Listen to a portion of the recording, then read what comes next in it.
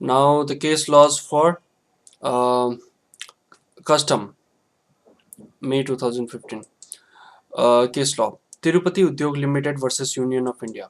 Are the clearance of goods from DTA to Special Economic Zone chargeable to export duty under the SEZ Act 2005 or the Custom Act 1962? The High Court, on the basis of following observation, inferred that the clearance goods from DTA to Special Economic Zone is not liable to export duty either under SEZ Act 2005 or under Custom Act 1962. A charging section has to be construed strictly. If a person has not been bought within the ambit of the charging section by clear words, he cannot be taxed at all. SEZ Act does not contain any provision for levy and collection of export duty for goods supplied by DTA and unit to a unit in special economic zone for its authorized operations.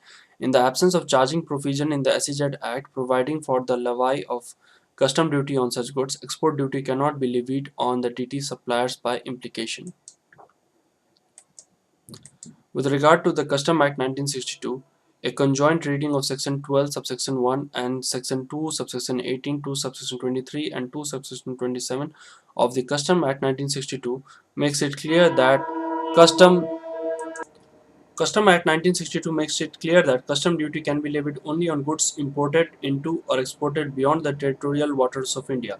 Since both SEZ unit and the DTA units are located within the territorial waters of India, Section 12, subsection 1 of the Custom Act 1962, which is the charging section for levy of custom duty, is not attracted for supplies made by DTA unit to a unit located within a special economic zone.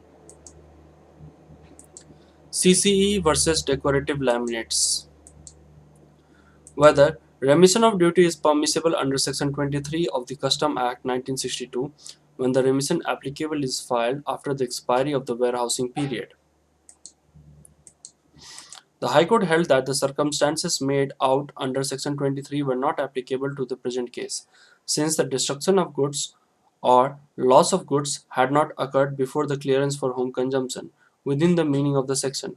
When the goods are not cleared within the period or extended period as given by the authorities, their continuance in the warehouse will not permit the remission of duty under Section 23 of the Act.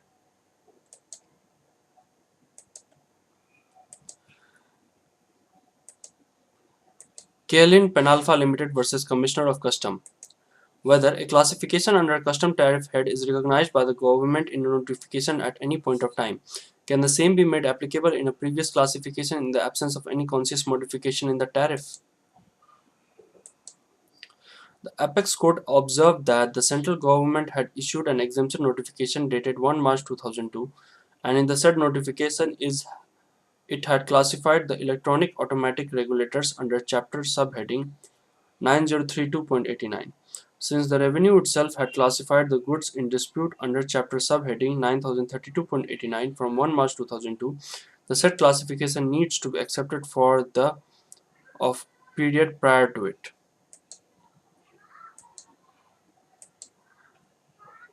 MS CPS Textiles Private Limited versus Joint Secretary 2010. Will the description of the goods as per the document submitted along with the shipping bill be a relevant criterion for the purpose of classification if not otherwise disputed on the basis of any technical opinion or test? Whether a separate notice is required to be issued for payment of interest, which is mandatory and automatically applies for recovery of excess drawback. The High Court held that the description of the goods as per the documents submitted along with the shipping bill could be a relevant criterion for the purpose of classification, if not otherwise disputed on the basis of any technical opinion or test.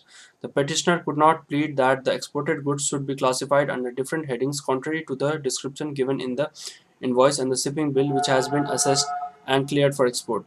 Further, the court, while interpreting Section 75A, subsection 2 of the Customs Act 1962, noted that when the claimant is liable to pay the excess amount of drawback, he is liable to pay interest as well. The section provides for payment of interest automatically along with excess drawback. No notice for the payment of interest needs to be issued separately, as the payment of interest becomes automatic once it is held that excess drawback has to be repaid.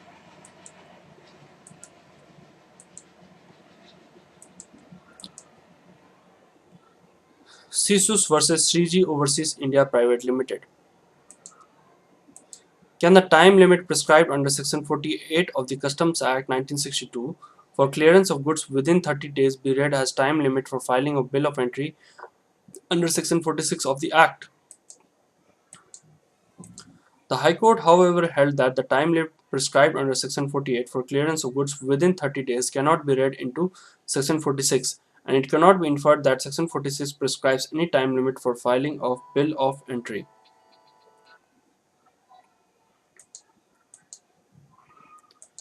Paras Fab International versus CCE. Whether the issue of the imported goods warehoused in the premises of 100% EOU for manufacture, production, processing in 100% EOU would amount to clearance for home consumption. The tribunal held that the entire premises of a 100% EOU has to be treated as a warehouse if the license granted under to the unit is respect of the entire premises. Imported goods warehoused in the premises of a 100% EOU, which is licensed as a custom bonded warehouse and is used for the purpose of manufacturing in bond as authorized under Section 65 of the Custom Act 1962, cannot be treated to have been removed for home consumption. Chemtech International Private Limited versus CCU. Is the adjudicating authority required to supply to the assessing copies of the documents on which it proposes to place reliance for the purpose of requantification of sought levy of custom duty? The Apex Court elucidated that for the purpose of requantification of sought levy of custom duty, the adjudicating authority, following the principles of natural justice, should supply to the assessee all the documents on which it proposed to place reliance. Therefore, the assessee might furnish their explanation thereon and might provide additional evidence in support of their claim. Margara Industries Limited versus Com. Can delay in filing appeal to SESTAT due to the mistake of the counsel of the appellant be condoned? The High Court held that the tribunal ought to have taken a lenient view in this matter as the appellant was not going to gain anything by not filing the appeal, and the reason for delay in filing appeal as given by the appellant was the mistake of its counsel who had also filed his personal affidavit. The High Court held that the tribunal ought to have taken a lenient view in this matter, as the appellant was not going to gain anything by not filing the appeal, and the reason for delay in filing appeal as given by the appellant was the mistake of its counsel who had also filed his personal affidavit. Margara Industries Limited. Risirup Polymers Private Limited versus Designated Authority. Can a writ petition be filed against the order passed by the SESTAT under Section 9C of the Custom Tariff Act? The High Court held that it would not be appropriate for it to exercise the jurisdiction under Article 226 of the Constitution, since an alternate remedy by way of an appeal was available in accordance with law. The High Court thus dismissed the petition, having it open to the assessee to take recourse to the appellate remedy.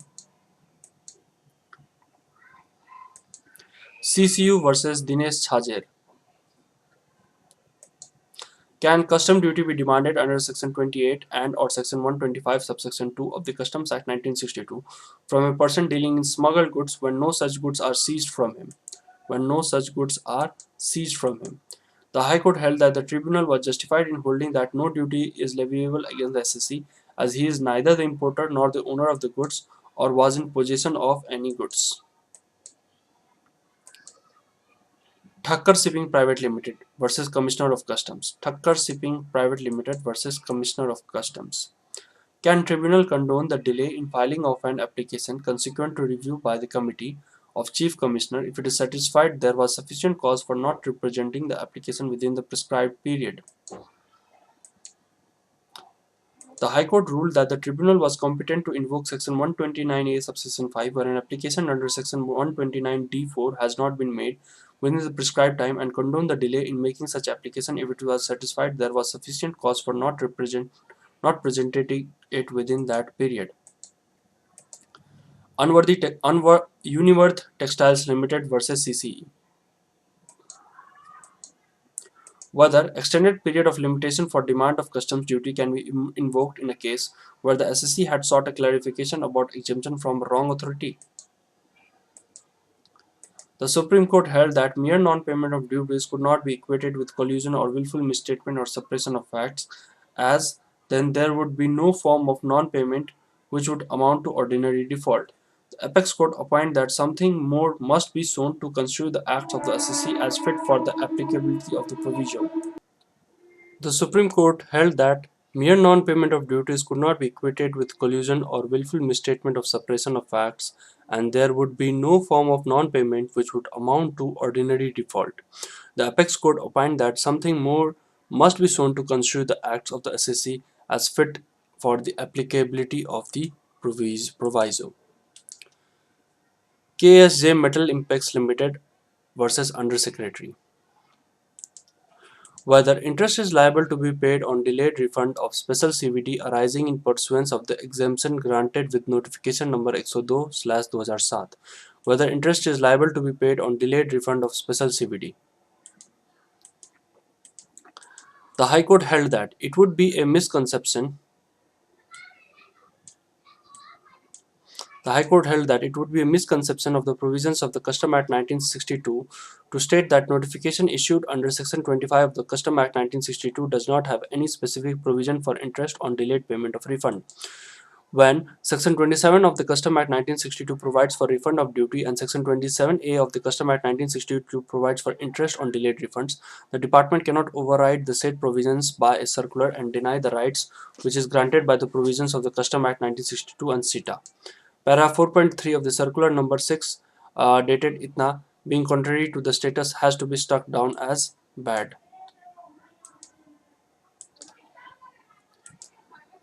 Caravel Logistics Private Limited versus Joint Secretary. Can penalty for short landing of goods be imposed on the steamer agent of a vessel if he files the import general manifest, deals with the goods at different stages of shipment, and conducts all affairs in compliance with the provisions of the Custom Act 1962? The High Court held that conjoint reading of Section 2, subsection 31, 116 and 148 of Customs Act 1962 makes it clear that in case of a short landing of goods, a penalty is to be imposed on person in charge of conveyance vessel. It can also be imposed on the agent appointed by him. Hence, duly appointed steamer agent of a vessel would be liable to penalty. However, steamer agent, if innocent, could work out his remedy against the shipper for short landing. The High Court also clarified that in view of Section 4.2, under which no conveyance can leave without written order, there is an automatic penalty for non-accounting of goods which have been shown as loaded on vessel in terms of import general manifest. There is no requirement of proving mens rea on part of person in charge of convenience to fall within the mischief of Section 116 of the Custom Act. Akanksha Syntax Private Limited versus Union of India. Where goods have been ordered to be released provisionally under Section 110A of the Custom Act 1962, can release of goods be claimed under Section 110(2) of the Customs Act 1962? The remedy of provisional release is independent of remedy of claiming unconditional release in the absence of issuance of any valid so-called notice during the period of limitation or extended limitation prescribed under Section 110. CCU versus Mumbai M. Ambalal and Co. Whether the benefit of exemption meant for imported goods can also be given to the smuggled goods.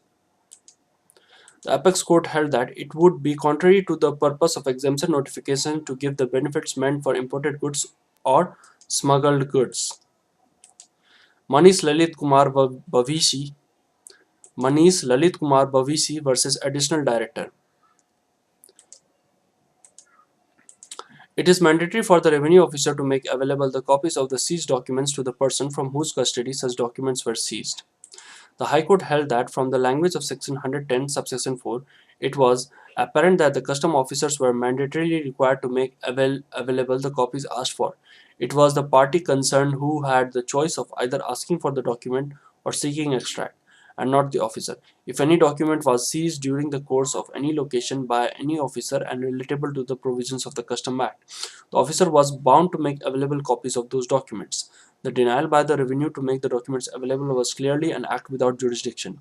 The High Court directed the revenue to make available the copies of the documents asked for by the SSC which were seized during the course of the seizure of action. Hemal K. Shah, 2012. Whether the smuggled goods can be exported from the custom area without formally getting them released for confiscation. The government noted that passenger had grossly misdeclared the goods with intention to evade duty and thus smuggle the goods into India.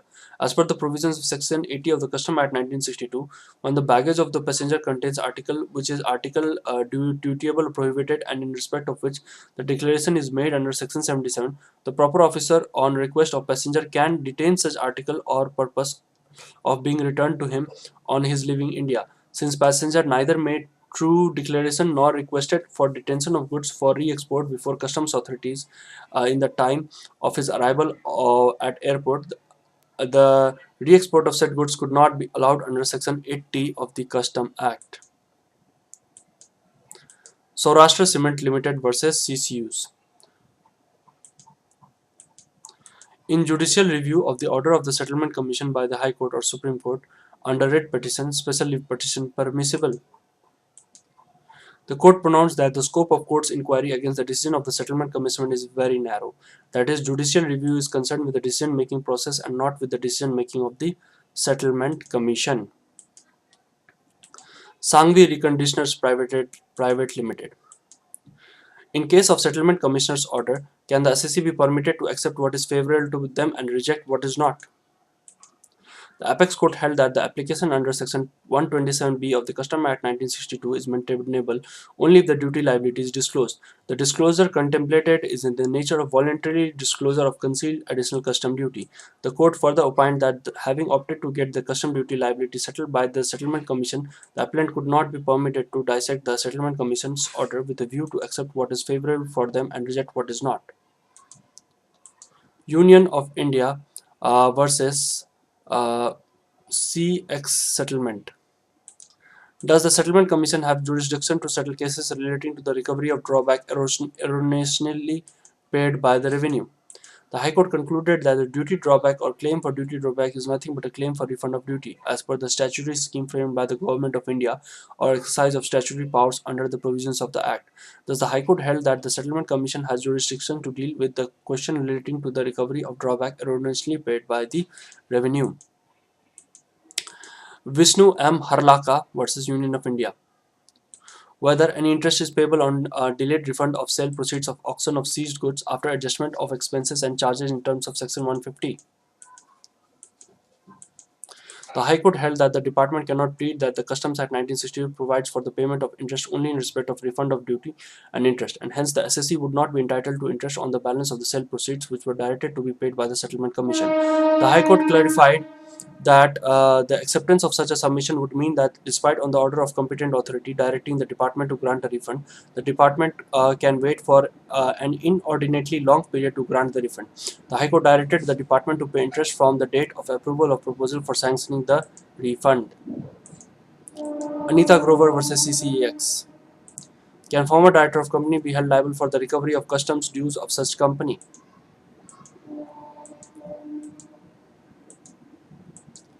The court held that since the company was not being wound up, the juristic personality of the company and its former director would certainly be separate, and thus the due recoverable from the former could not, in the absence of such statutory provision, be recovered from the latter. There was no provision in the Customs Act 1962 corresponding to Section 179 of the Income Tax Act 1961 or Section 18 of the Central Sales Tax 1956, which might enable the revenue authorities to proceed against directors of companies who were not the defaulters.